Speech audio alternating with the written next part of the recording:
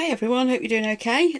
We've got here a further instalment in my quest to find some different sorts of mica powders. In particular, I'm still looking for red. Now, in the pictures, this one looked like red once you put it onto a black background. But just look at all these. These all came in a set for nail art. So this is testing them. As you can see, I've already put the colours in, so I'm just going to chuck the black resin in and we can see how it goes. If you want to see how you go about putting the mica pigments onto the silicone mould, then just have a look at my other videos. I'll put you some links in to those directly.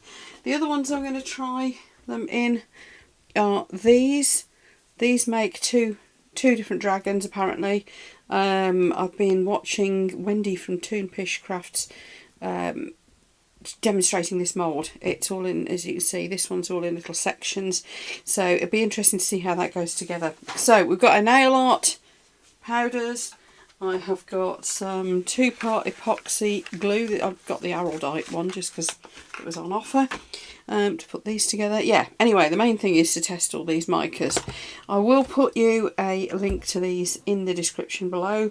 They do look to be exceptionally beautiful. You're meant to be able to get quite like a mirror finish with those. Now, here's the really exciting bit.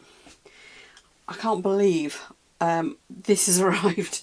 It's made it all the way from Australia. I'm going to have to clear a lot of space to make room for this mould, because once I've tested in these smaller moulds, I'm going to try this. Yep, that's as big and heavy as it sounds.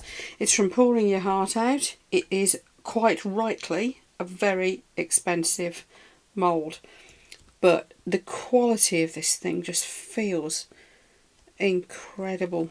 And it's made it all the way here from Australia.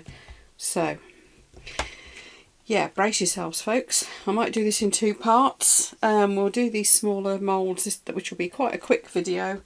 They're moulds that are readily available in the UK, not at all expensive. So let's get these done, and in this case, assembled.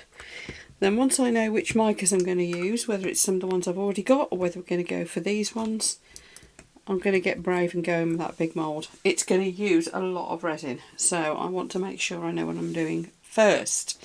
So here we go. I'll speed this bit up because all I'm going to do is chuck some black resin in these and let them cure, and then we'll see what they're like when they're cured.